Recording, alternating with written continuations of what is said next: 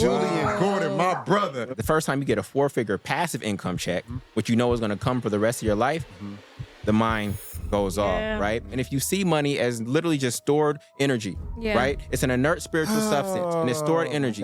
So if I gave you $1 million right now and you don't know what you would do with it, then guess what? You don't really need $1 million. I'm literally about to walk off the podcast.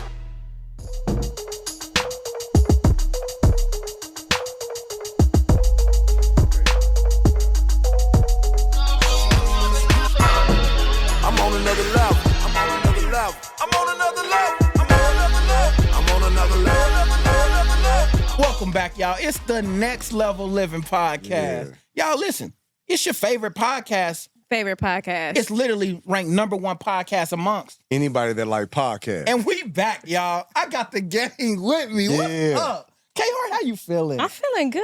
That's how you what's up. feeling? I'm good. Good. I feel good. Why your voice go high like that? Because I got excited. Oh my got excited. My dog. I wanted to kick my feet, but I was like, I weigh too much. Wow. you Big dudes just can't be doing that. No, Like, you just got- matter of fact. I just,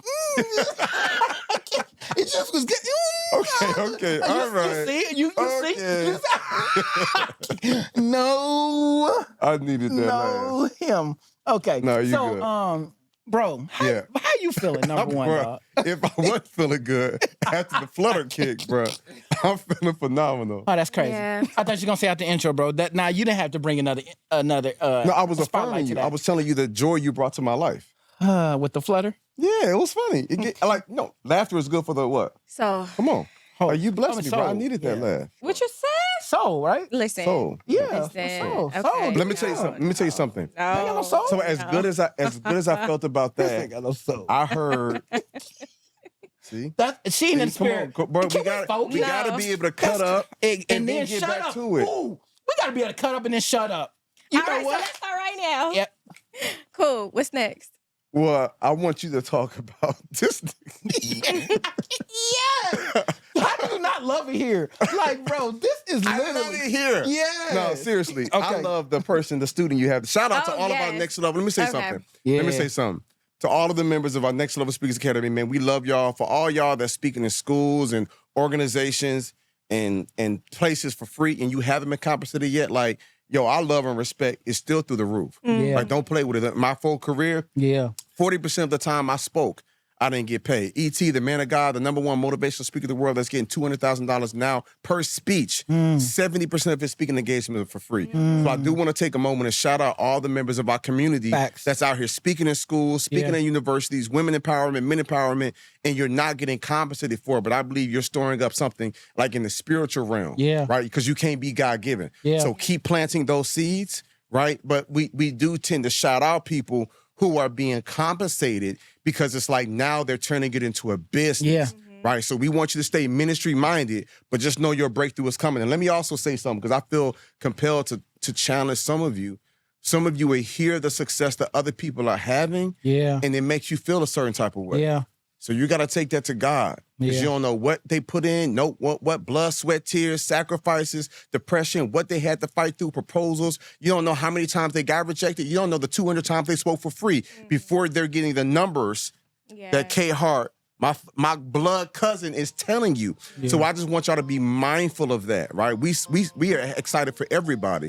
But from time to time, we do shout those as having those OMG moments. Yeah. You know what I'm saying? And we give all glory to God. So with that being said, cuz, Yes. I'm going to kick it to you. Okay, our spotlight for today is Ericka Porter. She did 5K for one engagement. Let's go. Yes. Let's yes, go. girl. I love it. So, One speech. how one long has speech. she 1 been a hour. part of the do you know? She's new. She's new? She's new. Yep. I would love to hear her it story. because she sent me a testimonial video and was just like, Coach, she was like, I didn't even know like the value of my story, the purpose of my story, my message. She was just like, I didn't know what to do with it. So, Oh, wow. so she's new. So to the fact that she's getting now $5,000 for an hour, it's some people that will hope to Yeah. get that in a month. For you know what sure. I'm saying? And Yeah. so, And it's a shout reminder out of what to can be Ericka done. Porter. It's a reminder of what can be done. That's just laying a foundation of her expectations of herself now. Like now, once you something about seeing something happen, that all of a sudden it's just like, oh, so I am worth what I want it to be. You know what I'm saying? Like sometimes until you have that proof, you always question it. You know what I'm saying? And even after if you your get story is you gonna know? be the same as the other person's story who was Absolutely. successful, for sure. And, and I think the reason I'm saying that is like what Jay was saying before, like to encourage those people that haven't been here. She might have just now started, but that doesn't mean she's sure of herself. But with this proof, at least lets her know, like, I got something to push toward. Reassurance. No, Go ahead. But when she hold, I ain't gonna hold you. I remember when I got my first check for like $5,000, and I remember thinking like, I've been doing this for free, and I would have what I just did in 45 minutes. I would have did for free. And they just gave me $5,000 for 45 minutes of my. Like something shifted in my brain. And then I knew from there. I knew, man, I'm gonna do good in life. Like I knew I would make six figures. I knew I'd be comfortable. 2018, I made my first $25,000 from one event. Wow. I knew then I was going to be wealthy. I knew. When I had $25,000, I said, yeah. You feel me, bro? I was like, and I had a moment. I shared the story with y'all. I cried. I called E.T. He played me. I called my mama. I called my wife. I love how you say he played you so quick. Oh, yeah. Praise God. Get used to it. I got to go. Love you. Bye. Click. And I was like, hello, big bro. Yeah. But I was emotional. He was like, because he was telling me for years, Jullien, you're worth this.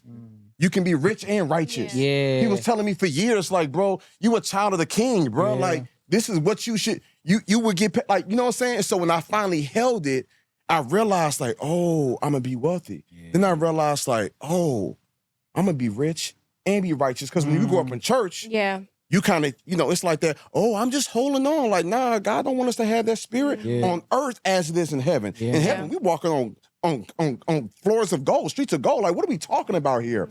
So I had to go through a mindset shift. And so I mentioned a few times rich and righteous. I did that because I want to shout out our guest today, my brother. I really mean it. He's been in my home several times. We done walked Stone. I live in Stone Mountain, and he was like, bro, have you ever walked Stone Mountain? I was like, I haven't. He's like, bro, let's walk, let's build, let's pray, let's walk. We walked Stone Mountain together, and I kind of felt silly, like I done lived here all these years, and it's right up the street. And so, man, he's spoken for our mastermind, for our elite high-level community, and he's the author, he's the author of Rich and Righteous, Spiritual Secrets to Mastering Money, Manifestation, in Your Mind. Jullien Gordon, my brother. Yeah, man. How you feeling, man? I'm feeling good, man. I'm so happy to be here. Thank you for the invitation, man. It's an honor. I know you drove all the way across town, bro, in a city like Atlanta. Yeah. I appreciate that. It's an honor to have you back, good. bro. Everything in Atlanta is an hour away. Right. But we appreciate you coming through, bro. Yeah. Man, we got probably a million questions for you. For sure. Right? But I went my library and I pulled out the book. Of course. And well, for you first, let me say this. You know how I know you're successful? You know how many spam requests from different pages I got that weren't yours? Wow. I've gotten like 3, what do you call them, follows from pages that weren't his verified page. So I'm like, they only go after the successful people. Oh, he's successful. He got it. Right. Copycat. So that's a little quick little note. He called him copycat. Because I saw your when I saw your face, I was like, that's the guy with the With the fake pages. With the fake pages. Yeah. No, he's not a scammer. He's He's calling out scammers. Yes, for sure. That So part. let me say I am this. not a That crook. part. Get started early. All right, so let me say this. Yeah. Before we go into Mr. Multifamily, Yes. before we go into the bestseller book, like, give us did you grow up in a family that was wealthy where you saw your dad and mom like buying home? Like, how did you get here? Yeah. Talk about that, bro. Like like, how did you get here? I know. Come on, talk to me, man. It's been a journey. I am the son of 2 doctors. Okay. So my mother was an anesthesiologist and my dad was an oral surgeon. Come on. My dad from Jamaica and my mother is from North Carolina. Okay. And they divorced when I was 1 though. So I grew up in 2 separate homes. Okay, I was about to say, who'd you live with? I lived with my mom till 6th grade, and then my dad from 6th grade to 12th grade. And so I saw a couple things there. My dad is a Scrooge with money, and so his was just work. It's just that Caribbean work ethic, and I witnessed that. And while my dad definitely has an abundance, I don't know if I would call it wealth. And so I saw him work really, really hard, and he loved what he did. My mother, on the hand, she didn't really love being in the medical field. She truly wanted to be an artist. And so when I would buy her birthday gifts and things of that nature, I would buy her easels and paint sets and things of that nature because I knew what she really, really wanted. And for whatever reason, the Cosby generation, they just went after teacher, doctor, lawyer, engineer because that's what they were supposed to do, not necessarily that it was in alignment with their purpose. And so I witnessed both of their paths. My mom ended up dealing with alcoholism. I think in part because she wasn't doing what she was actually called to do. And so I saw her lose not only her medical license, I saw her lose her home and all of the wealth that she had built up. And so I had these different perspectives in terms of how to create wealth with my family. And then, of course, you go to college and I read Rich Dad, Poor Dad. And similar to a book changing my life, that one did. And I knew that at that moment, after seeing my mom lose her single family home, even though she had a great high income, once that stream of income was gone, that one single stream of income was gone, I saw how everything just faded to black. And so I knew I wasn't going to buy a single family home straight out the gates, but it wasn't until May of 2013 that I bought my first multifamily home. And I bought that in Brooklyn. It was a triplex. And I immediately went from paying expensive rent in Brooklyn to being paid expensive rent in Brooklyn. So similar to you and that $25,000 check. Yeah. See, passive income, the first time you get a 4-figure passive income check, which you know is going to come for the rest of your life, the mind goes off, right? Yeah. And so I went on to continue to buy real estate, not necessarily. But your first property was in Brooklyn. was in 2013? 2013, yeah. So it took time for me to get there. But I took my dad's principle of living very simply for a long time to position myself to be ready for that moment. And, I started off my business in January 9th, 2009, started off speaking at colleges and companies. So I built a speaking business. But when my daughter was born, I knew that I wanted to switch my business model because I knew I didn't want to have to leave home in order to get my bread. Right. And so then I started teaching online. I was teaching entrepreneurship. I was teaching how to find your God-given purpose. And that was going okay. But when she came forth, I doubled down on that. And while I was teaching purpose and entrepreneurship and things of that nature, the number one thing that people would raise their hands about and DM me about was real estate, because I was sharing how I was buying these properties not only in Brooklyn, but I was buying them in New Orleans at the time. And so I was getting more messages about that. And so I started to answer questions, and I helped my good brother, Chris Roll, close on his first property in Los Angeles. And at that time, I knew that the methodology that I had that worked for me could actually work for other people. Because it's New York, New Orleans, now L.A. You're like, whoa, I'm on to something. Yeah, so I knew it was replicable. And so once I helped him and his family close on their first 4-family in Los Angeles, and that property is worth way over $1 million. They are both financially free as a result of that. Then I said, Can I just say something? Because I'm always sensitive to the viewers or the listeners. Yeah. I want them to understand when we say multifamily, Yeah. we're not talking about multiple people in the family. So when you said just right now, like 4-family, some people are thinking 4 people in the family. No. We're talking about a unit, like a mini apartment with 4 different 100%. spaces where 4 different families can live. Yeah, Explain that for the people that have no clue what that is. Thank you for throwing that down. So what we're talking about is duplexes, triplexes, or 4plexes. And what's powerful about that particular asset class is that the same financing that would be required and the same documents that would be required for a single family home, you can use to buy a multifamily home. Oh, wow. The same lender, same interest rate, same down payment. Once you get to 5 doors or more, that becomes a commercial property, and that's a different financing process. But you can buy a 4plex using the same exact documents and the proof of income that you would have for a single family home, right? And in many ways, a single family home is bondage for people. There are so many people here who, in the United States, who might, quote unquote, I don't call it owning a home, right? But who have bought a home because they don't own it yet. They have. You gotta break that down. Yeah. So HGTV will always tell you, congrats, you're a homeowner. No, you're not. You're a home buyer.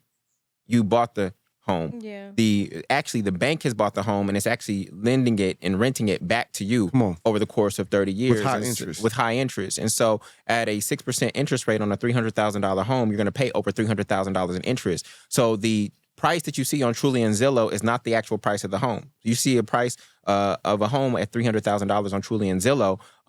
The price of the home is actually what it's going to cost you. And that's more like $600,000 when you add in the interest. And we're not even accounting for the insurance and the maintenance, which also do not go to your principal. So that $300,000 home is probably going to cost you over $800,000 over the course of your life. And even when you paid off the mortgage, you still have property taxes, insurance, and maintenance. Now you have a 30-year-old home. So maintenance actually ends up replacing your mortgage payment. And the etymology of the word mortgage literally means death pledge. Come on. Mort, as in mortician or mortuary. The word mortgage literally means death pledge. And so a lot of people are dying to their mortgage. And how they're dying slowly on the corporate plantation. But the reason they won't leave their job and step into their God-given purpose is because they have a mortgage. They don't want to miss a payment. And so so to date, in the multifamily movement, we've helped almost 900 people close on their first multifamily home. And together, that's about $350 million worth of real estate that my students have acquired. So we're at a third of $1 billion. I was already a successful entrepreneur, but like many professionals, I felt I had so much more to offer the world. My name is Leanna Ling, and before I joined Next Level Speakers Academy, I really struggled to find my voice as a thought leader.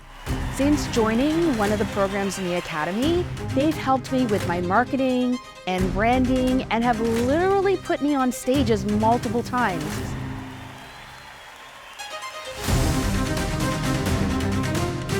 This program has helped me find my voice. If you're ready to level up your webinar game today, give me a yes. Grow my confidence, grow my influence. Now, I'm an international speaker. Leanna Ling! And I owe that to the Next Level Speakers Academy.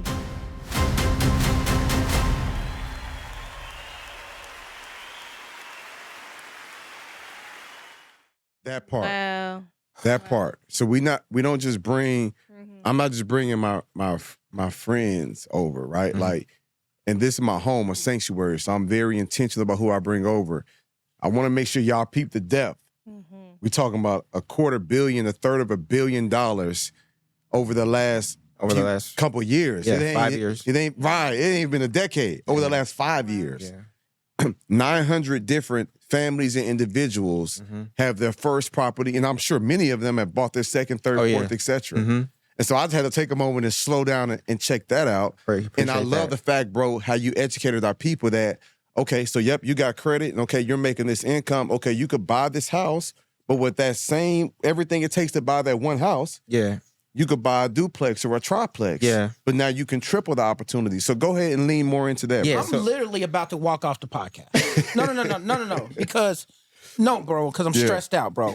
Like there are times in certain episodes where the content is so amazing that I turn into a student. I just want to learn. I just want to sit. I'm forgetting to listen to you to ask questions. Like, I'm forgetting. I just want to just hear you. Sometimes it be like that. Because bro, you're saying so much amazing stuff. And bro, first of all, I just shout out to you, bro. I can already tell you're a humble guy, right? Like, humility's all over you. Like, you're not saying anything boastful regardless of all the success and everything that you're having. But it's so amazing to see a Black man sit here with your pedigree in terms of your parents striving for excellence, and even in struggle or hardship in terms of things that they may have gone through, for you to still find a level of inspiration despite flaws to push yourself to get to this moment. Like, I'm about to walk off. Like, it's just powerful, man. Like, I ain't gonna hold you. I'm sitting here listening and learning. Like, the brother's brilliant. Yeah. But I do interject because I want to make sure that, because it flows out of you. No, I appreciate you too. Out of you. Yeah. It's like effortless, but I want to make sure that our people can pick up everything that you're putting down. Yeah, I appreciate that. And I want to speak to that really quickly. I tell my mother's story not to put her down, but she actually is my inspiration. That part. Come on. Seeing her lose her home was my inspiration, because if she would have bought a multifamily in Oakland, California at that time, she would be okay. Even if she lost her active income, she would have tenants paying, and she would have a place to live. And so one of the greatest achievements in my life was not just buying my mother a home, I bought her a duplex. Come on, bro. And in New Orleans, and I was able to allow her to live on one side, and the rents from the other side cover everything. And so I got her to what we call rent and mortgage freedom, because you know your biggest expense in your life, right? It's not taxes, it's not children, it's not college, it's going to be your housing expense. Wow. Whether it's rent or mortgage, your housing expense is going to be the biggest expense in your life. Wow. And so if with one single move, we can get rid of your housing expense for the rest of your life, that's almost guaranteed that you and your family become millionaires over the course of 30 years, because $1,000 per month invested at 6% annually is over $1 million. So if we could literally just get rid of your housing expense, whether it is rent or mortgage, you can almost be guaranteed to be a millionaire.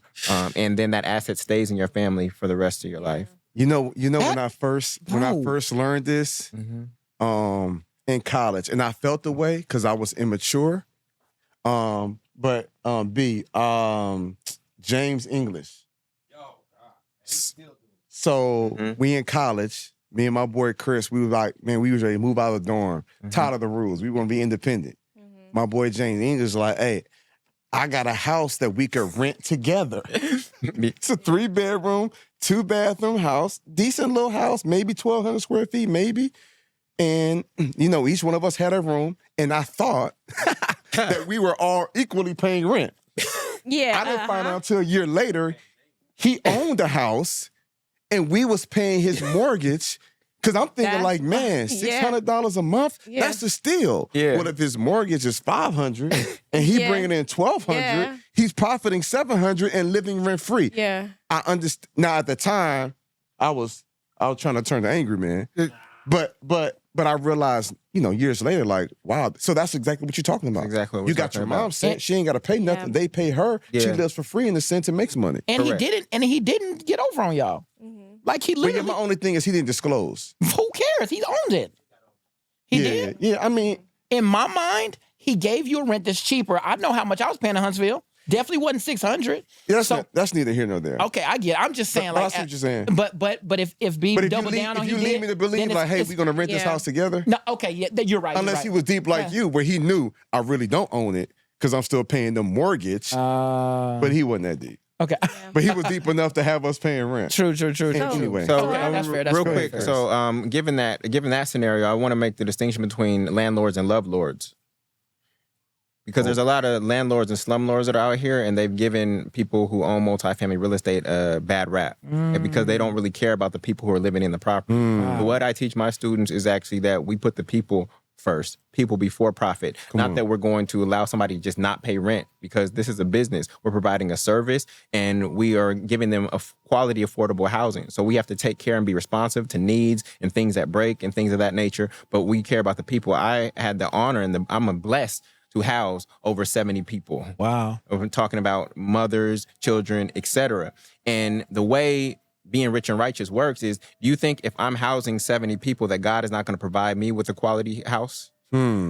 So I give first, and then I've been able to receive. I didn't buy the single family. I didn't buy my dream home until last year, right? I had a 2000 4-door Honda Accord, right, for a long time until I didn't buy a new car until I had over 10 doors. Wow. I had a 2000 Honda Accord until I had 10 multifamily doors. A lot of people do it the other way around. Yeah. Right. They're trying to flash because when you're out in public, what do some people see you? And they see you in your car, right? So they do it the opposite way around. And so people have had nicer things than me. I can have all these things. I really don't want them though. At the end of the day, Facts. so I've been able to skip a step. So I think about Aristotle. Yeah, I'm sure you've seen yeah. I that. talked to him today. Okay, good. Wait, y'all know somebody named Aristotle? Yeah, on Instagram, his name is Aristotle Investments, and so he bought the Legacy Center. Correct.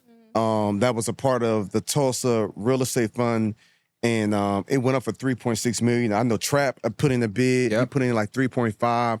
So several of my friends was trying to get it, but he ended up getting it. But I mentioned this In the because, comments. huh? What he said in the comments. Yeah, he is saying, because you living below your means, bro. Yeah. You could buy the Rollie. Like, I get it. You know what I'm saying? Like, you can have but you just like, that's not my bank account, the doors. Like, I'm by my mama. Like, that's the stuff that we can flex on, right? Yeah. And so, but what I love about Aristotle is he didn't go and say, I'm going to take out a loan because I got good credit. Yeah. My man said for 2 years, was it 2 years he said? Yeah. He was like, he ain't buy no watches. He ain't buy no designer clothes. He wasn't doing none of that. He was just stacking up his bread to be cash heavy so that when the opportunity came, because he was looking for some land and he was going to I'm going to try to save up $9 million, get some land and build something.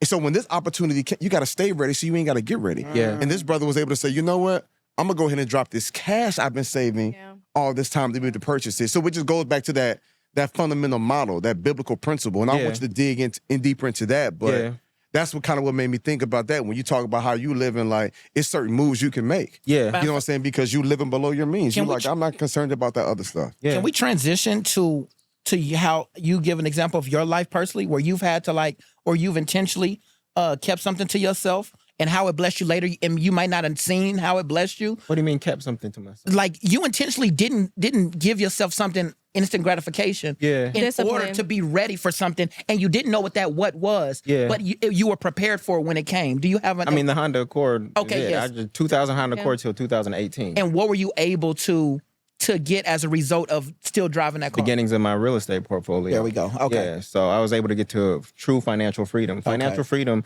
is, it has to do with passive income. So you're financially free when your passive income is greater than your cost of living. So a lot of people are out here seeking the highest active paying income, and that's cool to have high active paying income, but you can never get fully financially free. With high active income, you're trying to save a pile big enough so that when you stop working, that pile sustains you.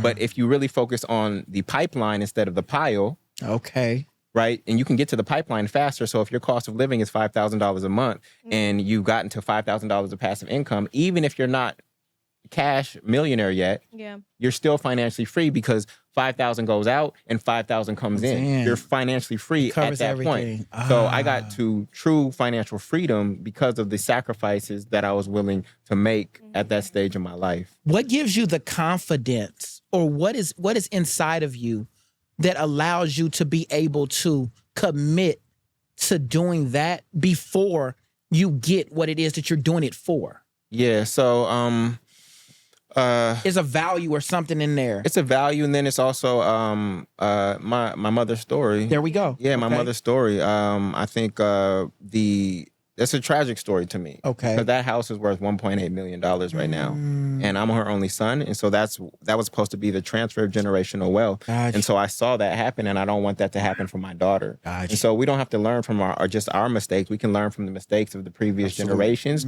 or just people who we read about, et cetera. We don't have to always take the L within ourselves. And so given that story is so close to me and it's actually dear to my heart, it caused me to lean towards my dad's methodology in terms of my cost of living, even though my mom was the one who taught me how to have fun. She's the one that took me on trips. She's the one that got me my first passport stamp, you know, so she's the one who put me in extracurricular activities. So I've kind of took my dad's approach until I got to a certain level. And now I'm engaging in the last chapter, which is how to enjoy money, right? But I think if you play on the front end, you're going to have to work hard on the back end. And if you work hard on the front end, you get to play on the back end. And so that's kind of stuck with me. And there's some people who try to do it both at the same time, work hard, play hard. And I think they also still end up in the rat race. So I was like, let me sacrifice for a decade. Let me sacrifice for a decade so that I can live free forever. And I think that's the biblical. Now, I don't think that is the biblical principle. When we look at the story of Joseph, you know what I'm saying? And Pharaoh had the dream. Like, Joseph was able to say, okay, this is what the dream means. You're going to have 7 years of lack because 7 years of famine is coming. I mean, excuse me, 7 years of plenty, and then you're going to have 7 years of lack. Like, that famine is coming. And so to be able to sustain, it's like, okay, 7 years, but we're going to store it up. So let's put the wheat, let's put the grain here, let's store it up. What other spiritual, biblical truths, money manifestations can you share with our people? Like, if you were to give them 3 pieces of advice when it comes to mindset, money, manifestation, what would you say? Yeah, so I want to add to that that biblical story really quickly because, you know, I love the Bible. You know, during pandemic, people had 3 years of abundance, and now many people are going through 3 years of lack. Why? Because they in that period of abundance, they didn't stack anything to the side, right? So all of a sudden, you see G-Wagons going back. You see Lamborghinis going back. You don't see people on vacation anymore. You see people wearing the same Gucci. They're not jumping on as many private jets as they're not doing that anymore. I don't see those posts anymore, right? So I'm happy with my foreign car, which is a Honda Accord. That's my foreign car, and it's paid for, and it's gonna last me to 100,000 miles, right? So you have to be able to navigate. Sometimes we think it's always gonna be up and to the right, but any business it has pulses and it has seasons. But if you can't navigate the down season, and this also transpires in relationships, if you can't navigate the down season, you won't make it to the end. But when we talk about that book in particular, it's really trying to get people to come to the understanding of who they are. The financial literacy movement has been focused so much on how to do this, how to run this play, how to run that play. But financial spirituality is getting you back to who you are, who you are in God and who God is in you. And if you know that you come from the most abundant source in the world, then you must know that abundance is also your birthright. Yeah. Jesus says, I am come that you might have life and have it more scarcely, right? Is that what it says? No. That I am come that you might have life and have it more abundantly. Yeah. So abundance is supposed to be our birthright. So you have to accept that first, right? You have to accept that first. Now, the reason that many people are not millionaires yet is because they want to be millionaires. They don't need to be millionaires. Talk about it. The scripture says, thou shalt not want. Yeah. So when you want something, you stay in a space of wanting, and want actually communicates the energetic principle behind want is lack, that I'm lacking something, right? And so we have to need it. Many people aren't millionaires because their vision does not require them to be a millionaire or does not result in them being a millionaire. Their vision is too small. If I go look at their vision board right now, their vision board has a car, a house, and a couple of vacations. You do not need to be a millionaire to fulfill that vision. Come on. You talking, man. You do not need to be a millionaire to fulfill that vision. Jeez. So if you want to be a millionaire, then you have to expand your vision in such a way that it requires you to have $1 million to execute on that God-given vision, or it will result in you being a millionaire because you executed on that vision, right? So if you think about God as your angel investor, right? You say, I just want to be a millionaire. The angel investor is going to ask you, okay, what do you want $1 million for? Right. What are you going to use it for? How are you going to apply it? And how am I going to get a return? We can go to the parable of the sower, right? Yeah. Or the parable of the talents, right? Yeah. How am I going to get a return on this? And if you can't answer that, then the investor is not going to give you the money just because you want $1 million. Yeah. And if you ask people how they would use $1 million today, most people would put it in a bank account where it sits there and does nothing, right? And money the is stored. Said that the owner called him evildoer. Yes, you wicked person. You slothful servant. You didn't lose it. You just stored it up. Slothful servant. And with inflation at its current rate, you trying to save money,